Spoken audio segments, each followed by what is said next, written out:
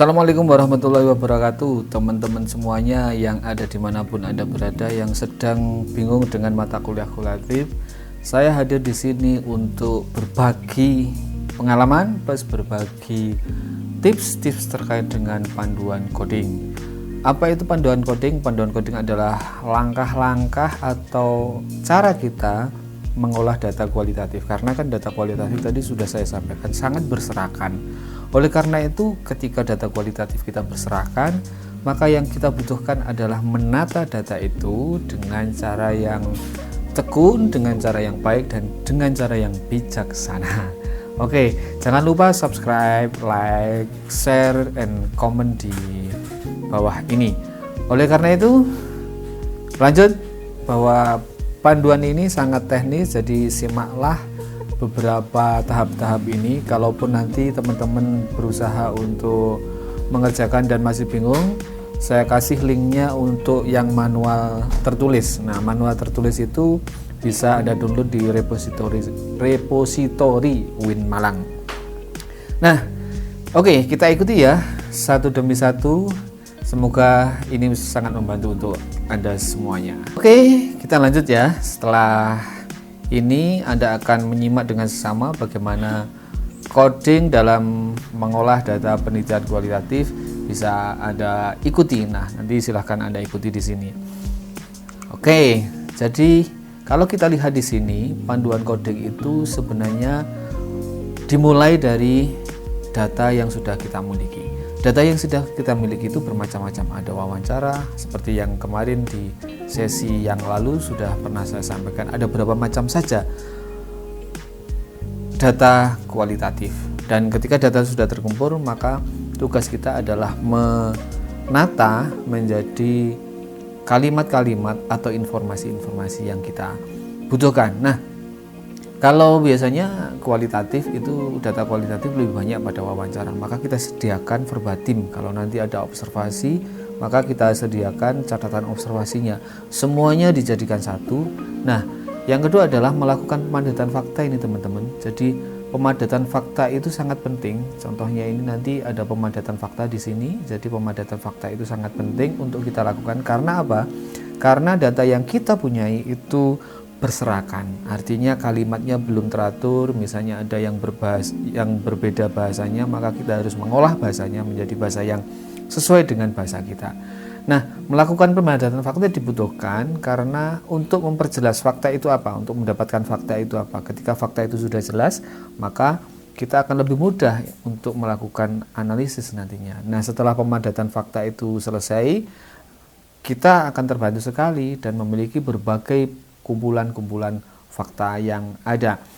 Nah, pemadatan fakta bertujuan menemukan fakta psikologis yang asli sehingga peneliti mendapatkan makna simple. Jadi kita dapat makna.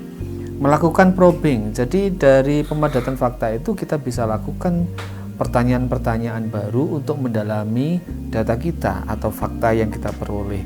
Karena fakta yang kita peroleh boleh jadi belum jelas dan boleh jadi sama dan boleh jadi butuh penguatan. Nah, maka akan kita lakukan probing atau kita lakukan triangulasi. Jadi data-data yang kita kumpulkan itu menjadi bahan triangulasi. Triangulasi itu mengkonfirmasi satu data dengan data yang lainnya sehingga semakin berbobot.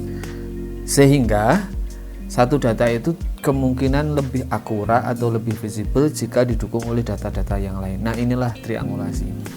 Nanti ada penjelasan tersendiri triangulasi atau di lain waktu lah kita akan jelaskan triangulasi. Selanjutnya sebagai bahan melakukan sistematisasi analisis. Jadi kalau kita sudah mengoding atau dalam proses coding kita bisa melakukan sistematisasi analisis. Makanya coding itu adalah kemarin saya sampaikan ruhnya begitu, ruhnya dari analisis data atau ruhnya dari kualitatif. Selain ruh-ruh yang lain nanti yang akan melengkapi analisis datanya. Sebagai bahan membuat narasi hasil. Jadi kalau pengkodean sudah dilakukan, maka kita bisa melakukan narasi dan itu lebih berbobot, lebih komplit dan lebih lengkap. Oke, ini contohnya verbatim ya, yang di sebelah sini itu adalah verbatim, yang di sebelah sana itu verbatim. Jadi verbatim harus kita lakukan, catatan lapangan juga harus kita lakukan. kemudian rekap dari dokumen juga harus kita lakukan, dan beberapa data yang kita peroleh dengan berbagai cara. Oleh karena itu harus direkap semuanya. Jadi ketika sudah direkap, maka akan ditemukan fakta-fakta apa saja yang kita butuhkan. Maka fakta-fakta itu akan kita comoti satu persatu dan kita kumpulkan. Bisa jadi ratusan, bahkan bisa jadi ribuan, tergantung kepada lama dan banyak tidaknya data yang kita peroleh. Oke, jadi ini lanjutannya. Nah, ketika kita sudah melakukan pemanfaatan fakta, maka kita kasih kode itu biar nanti kalau melacak itu lebih enak. Oh, ini wawancara saya yang mana ya? Ini data yang mana? Nah, ini dikasih kode misalnya. Kode ini sesuai dengan selera peneliti mau pakai kode apa. Pokoknya ini adalah menandai bahwa sebuah fakta itu bisa saya temukan di sebuah dokumen ini gitu. Nah, teman-teman semuanya, ini yang biasanya keliru. Jadi pemadatan fakta itu just for fakta. Jadi mung fakta menurut mung fakta. Tapi biasanya teman-teman itu mengolah dengan menafsirkan sesuatu atau mendeskripsikan. Tetapi ini sebenarnya boleh menurut teknik descriptive coding. Tapi saya menganjurkan bahwa penemuan fakta itu ya pokoknya fakta. Kalau yang di sini itu tersedia fakta, ya kita copy paste aja di sini gitu. Jadi nggak usah menafsirkan. Nah, ini namanya in vivo coding. Jadi inspirasi atau bahasa partisipan apa yang kita bisa ambil untuk mendapatkan fakta yang kita inginkan. Jadi kalau di sini itu ada sekumpulan informasi, maka kita temukan informasinya ada berapa. Oh, ternyata ada 2. Cuman ini yang salah, yang benar adalah yang sini. Jadi sekolah aneh karena tidak ada ekstrakurikuler.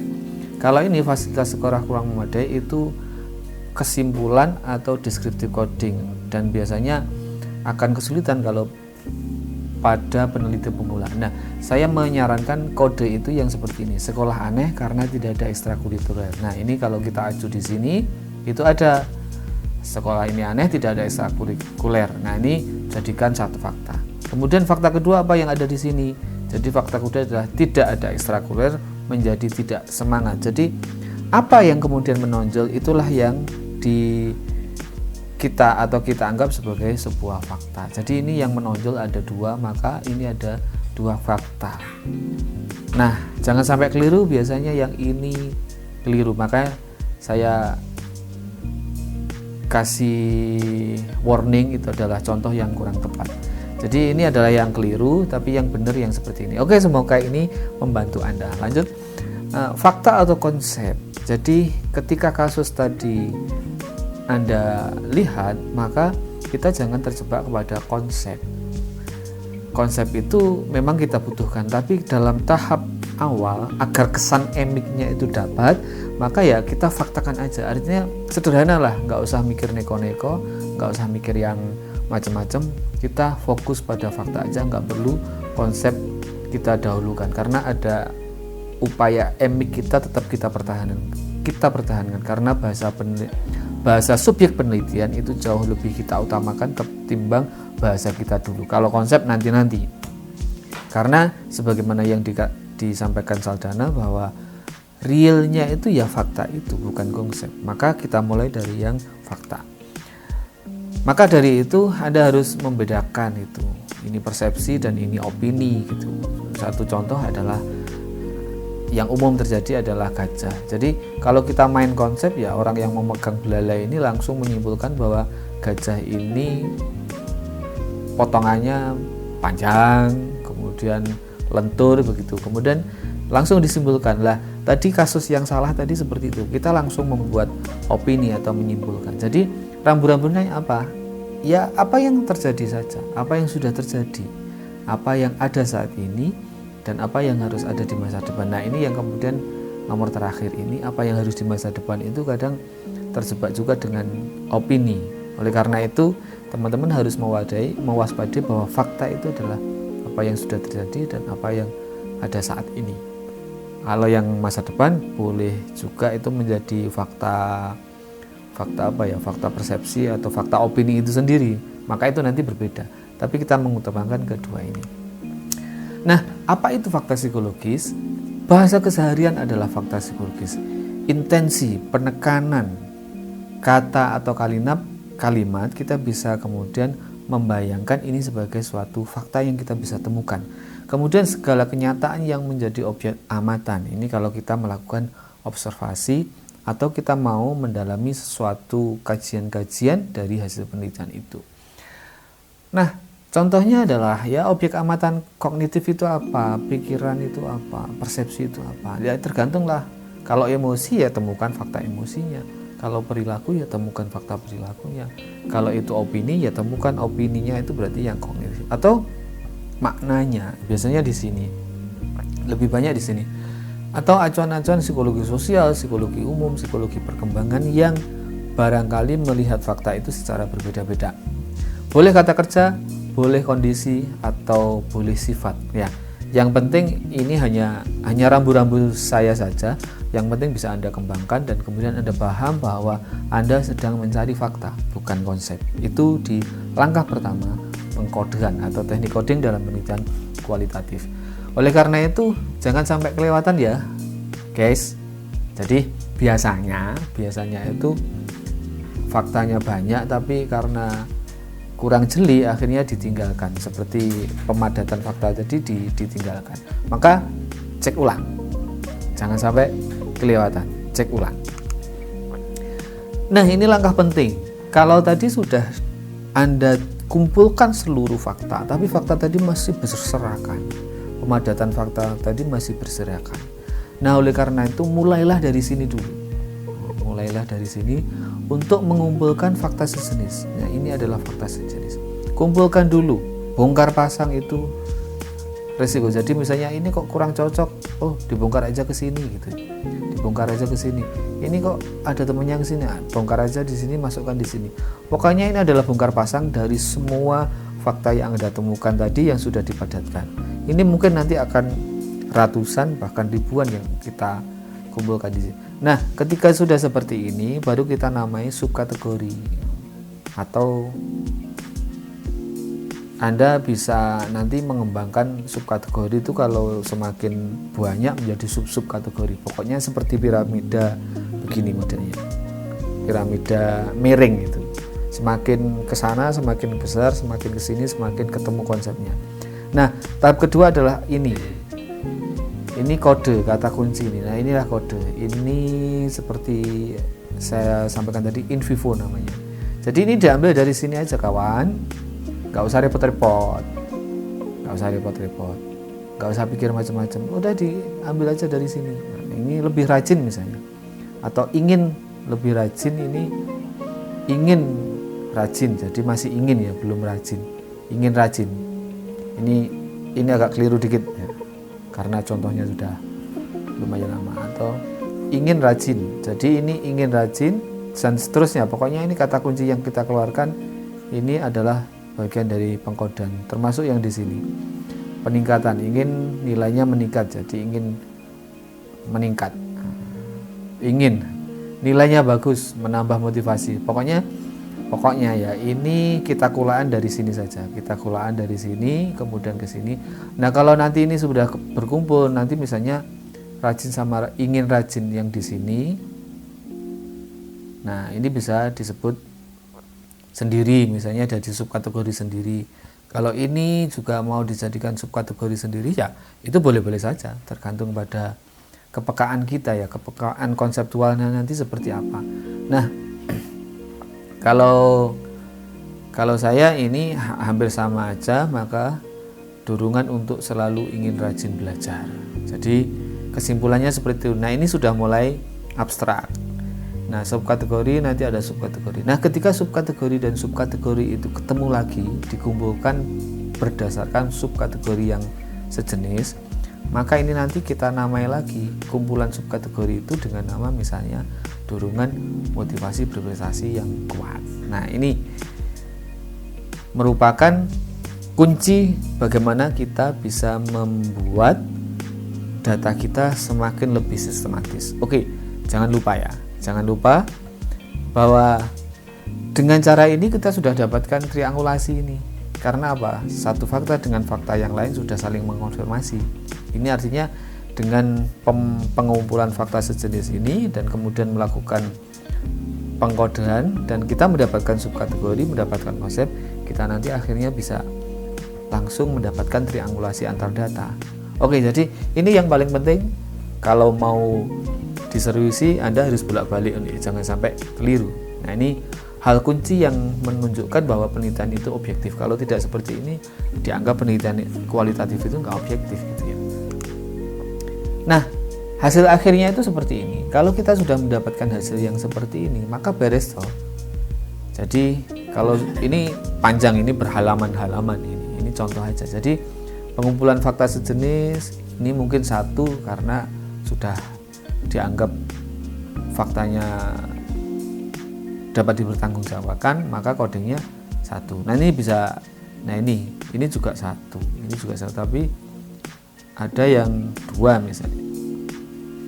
Oh sorry, ini coding, jadi ini adalah fakta sejenis, codingnya apa, terus nanti sekumpulan coding ini akan jadi subkategori, sama ini juga akan jadi subkategori, terus begitu sampai ketemu ini misalnya fokus risetnya ketemu di sini.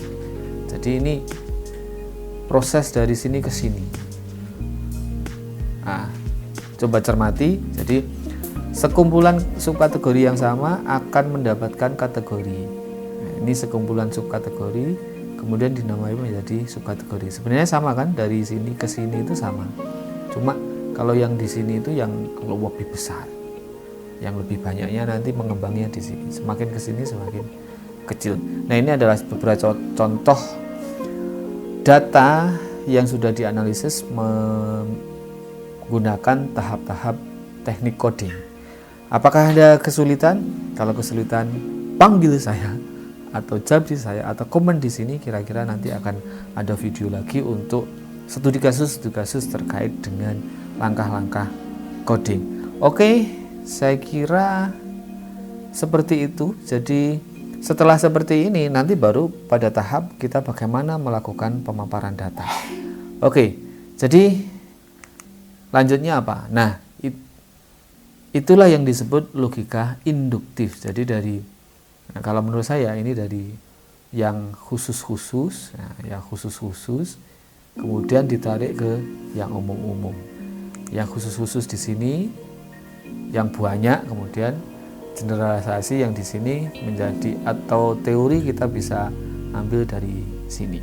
Kalau ada gambar yang terbalik, berarti logikanya deduktif.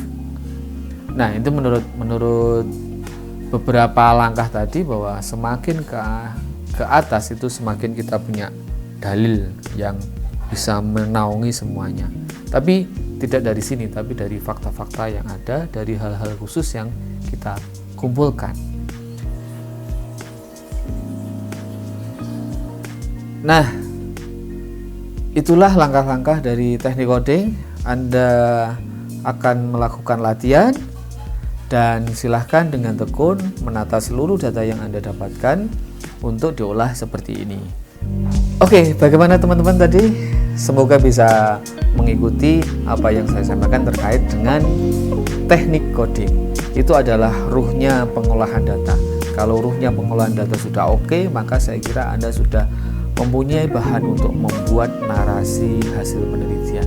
Oleh karena itu, narasi itulah yang kemudian nanti akan Anda kembangkan berdasarkan pada teknik-teknik coding itu yang hasil akhirnya tadi dalam bentuk tabel itu seperti draft, yang kemudian memandu kita untuk menulis, sehingga tulisan narasi itu bukan berdasarkan spekulasi, tapi memang berdasarkan data yang sudah kita miliki secara sistematis. Oke, semoga bisa membantu teman-teman untuk mengerjakan penelitian kualitatif dan semangat selalu untuk memiliki kemauan berlanjut mengembangkan penelitian kualitatif. Oke guys, assalamualaikum warahmatullahi wabarakatuh.